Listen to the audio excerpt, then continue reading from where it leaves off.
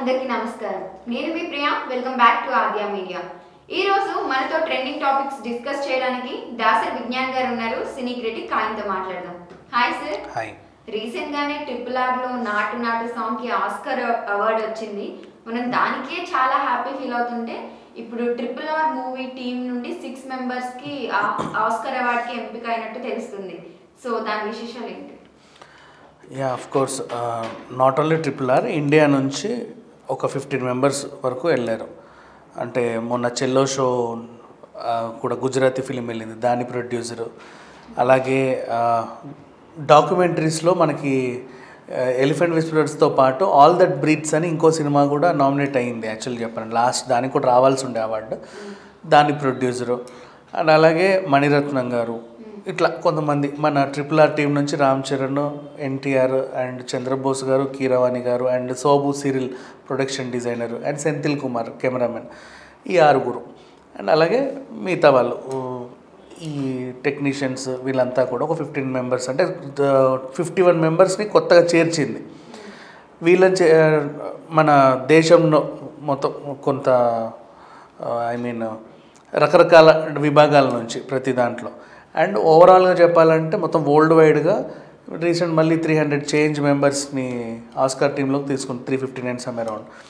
So ఇప్పుడు Oscar సభ్యత్వం ఉన్న వాళ్ళు ఎంతమంది అంటే ఆ టీంలో 10,817 మెంబర్స్ అయ్యారు.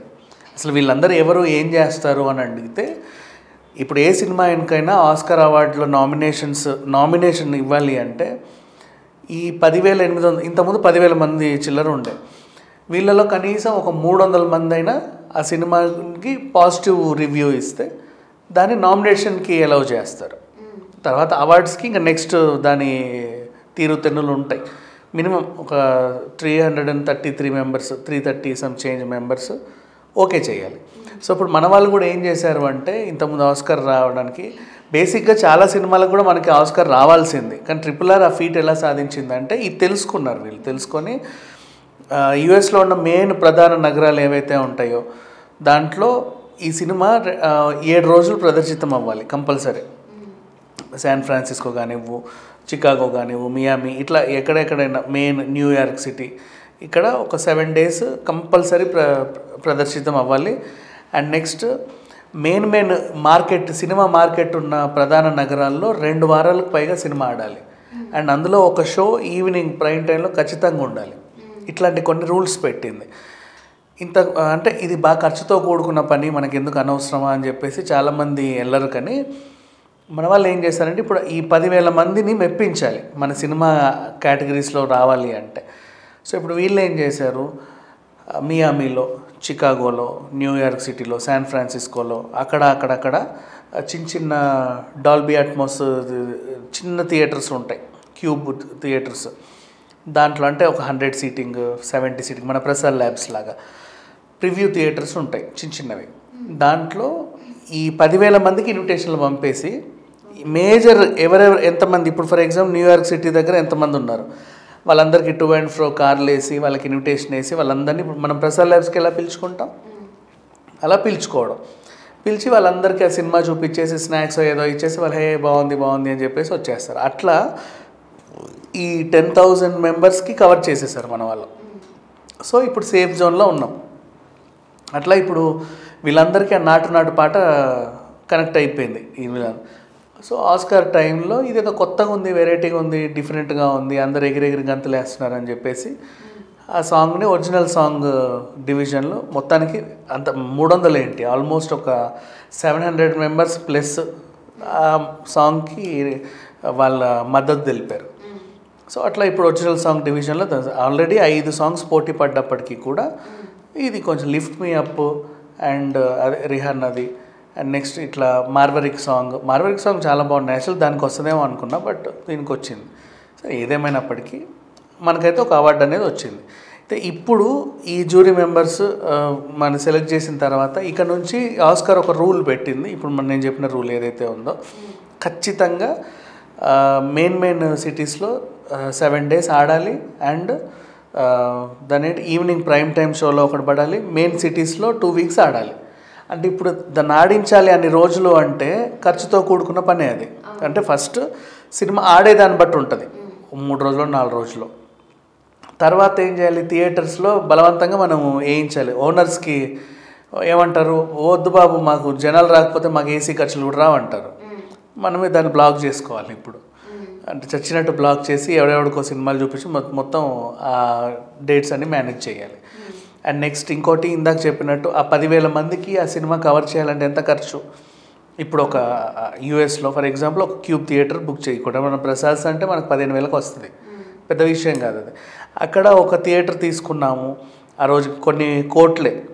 అండ్ మన టీం అంతా అక్కడికి వెళ్ళి కొన్ని రోజుల పాటు అక్కడ హోటల్స్, వీళ్ళ ట్రావెల్, ట్రాన్స్పోర్ట్ అన్నీ ఇవన్నీ గమనించి రాజమౌళి గారు ఏం చేశారు, ముందే ఒక 3 BHK ఫ్లాట్ తీసేసాడు అక్కడ. అంటే వచ్చినా పోయినా ఏదన్నా ఉంటుంది అని చెప్పేసి వీళ్ళు కూడా ఆఫ్టర్ పార్టీ అందులోనే చేసుకున్నారు యాక్చువల్లీ చెప్పాలంటే. సో అయినప్పటికి కూడా ఖర్చులు బాగానే అవుతాయి. సో ఇప్పుడు 80 కోట్ల వరకు ఖర్చు వచ్చింది వీళ్ళకి. అప్పట్లో అది పెద్ద వివాదం కూడా అయింది, కొనుక్కున్నారు అవార్డు అది ఇది అని చెప్పేసి అన్నారు. కాకపోతే ఏ చిన్న సినిమాకైనా సరే ఇప్పుడు సినిమా తీయడానికే వాళ్ళకి కొన్ని కోట్లు అవుతాయి, మళ్ళీ దాన్ని ఆస్కార్ వరకు తీసుకెళ్ళాలి అంటే ఇవన్నీ చెయ్యాలి. దీనికి ఇంకా ఖర్చుతో కూడుకున్న పని. అక్కడికి వెళ్ళి తిరగడం, వాళ్ళకి వీళ్ళకి చూపించడం, అందరికి ఇప్పుడు వీళ్ళు అంతమందికి ఇన్విటేషన్లు ఇచ్చి కార్లు బుక్ చేసి ఫ్లైట్లు టికెట్లు వేసి చూపించారు సినిమాని, అంత కష్టపడ్డారు, దానికి అన్ని కోట్లు అయ్యాయి. ఎంత కాదన్నా సరే నీ ఒక సినిమాని ఆస్కార్ రేంజ్లో అన్ని అవార్డులు తెప్పియాలంటే నువ్వు కనీసం 100 కోట్లు నీవి కాదనుకోవాలి మైండ్లోకి వెళ్ళి. ఇక అంటే ఒక భారీ బడ్జెట్ సినిమా లాగా ఆ ప్రొడ్యూసర్ అంటే సినిమా తీయడం ఒక ఎత్తు, దాన్ని మార్కెట్ చేసుకోవడం ఒక ఎత్తు. సో ఇట్లా నిలబెడితేనే ఆయనకి ఆ డబ్బులు అనేవి వస్తాయి. డబ్బులు కాదు, ఆస్కార్ అవార్డు. ఆస్కార్ వచ్చిందంటే ఆ గుర్తింపు వేరుగా మనకు తెలిసిందే కదా, ఒక కంట్రీ వైజ్ నేషనల్ వైజ్గా గుర్తింపు వస్తుంది. సో జస్ట్ ఆ అవార్డుకి పెద్ద వాల్యూ ఏమన్నా ఉందంటే అది కూడా ఏం లేదు. బట్ అదొక గౌరవం, అరుదైన గౌరవం అన్న ఉంది కాబట్టి వీళ్ళు పోటీ పడతారు. కానీ అండ్ ఇంకోటి ఆస్కార్ అవార్డు అది ఉండేది కూడా ½ kg, దానికి ఒక రూల్ ఉంది. దాని 0 వాల్యూ. ఆస్కార్ అవార్డు వాల్యూ అనేది 1 రూపీగా ప్రకటించారు. అమ్మకూడదు దాన్ని, ఎవరికి అమ్మితే దాని వాల్యూ ఉండదు, అన్ని పురస్కారం కూడా క్యాన్సిల్ చేసేస్తారు. ఇట్లా చాలా రూల్స్ అండ్ రెగ్యులేషన్స్తో కూడుకున్నది. అందుకే అది అత్యున్నత పురస్కారం అయిపోయింది ఆస్కార్ టీం కూడా. బట్ ఓవరాల్గా చెప్పాలి అంటే ఇక్కడ నుంచి చాలామంది అన్నారు మరి రాజమౌళికి రాలేదేంటి అని చెప్పేసి.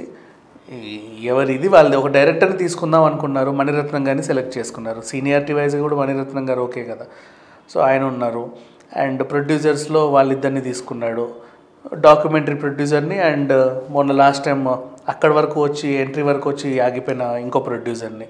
ఇకపోతే ఓన్లీ ఒక RRR టీంలోనే 6 సెలెక్ట్ అయ్యేసరికి అది ఒక విచిత్రం అయిపోయింది. ఇప్పుడు నెక్స్ట్ టైం మనకి ఉన్న అడ్వాంటేజ్ ఏంటంటే ఈ వీళ్ళతో ఇండియా నుంచి ఏదైనా సినిమా వెళ్ళినప్పుడు వీళ్ళ మద్దతు మనకు బ్లైండ్గా ఆలోచించేయచ్చు. ఇప్పుడు ఆ 300 మందిలో 50 మంది మద్దతు మనకు ఉన్నట్టే కంట్రీ వైజ్గా, మిగతా 250 మందినే మెప్పించాలి. అండ్ వీళ్ళు అక్కడ కూర్చున్న వాళ్ళు వాళ్ళతో కూడా మౌత్ టాక్తో కూడా చెప్పించుకోవచ్చు. సో నెక్స్ట్ ఇయర్ 96th ఏదైతే ఆస్కార్స్ ఉంటుందో మన కంట్రీ వైజ్గా కానీ లాంగ్వేజ్ వైజ్గా కానీ రీజనల్ వైజ్గా కానీ మనకి ఇంకొన్ని నాకు తెలిసి 5 నుంచి 10 అవార్డులు వచ్చే అవకాశం అయితే 100% కనబడుతుంది. ఎందుకంటే మన వాళ్ళు కూడా అక్కడ ఉన్నారు కాబట్టి.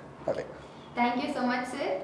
సో చూసారు కదా, ఇది వాటి ట్రెండింగ్ న్యూస్. మరొక ఇంట్రెస్టింగ్ న్యూస్తో మళ్ళీ మీ ముందు ఉంటుంది ఆద్య మీడియా.